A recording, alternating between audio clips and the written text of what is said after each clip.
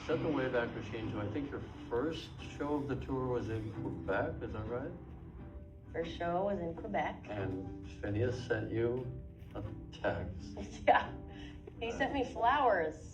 I didn't even read it and I'm already crying. Almost 7 years ago to the day, we started your first headline tour of North America. It's been the joy of my life to travel the world with you and watch you hold every person who comes to your shows in the palm of your hand. Good luck tonight, but you don't need it. No one does it like you do. Can't wait to see you soon. Love, Pinch. Phineas was always with me no matter what. That's the only way we ever performed. And so performing without Phineas was like completely a new region that I just had never been in, and very scary. Yeah, this is gonna be my first show ever without him. So, miss you, Phineas. I'm trying my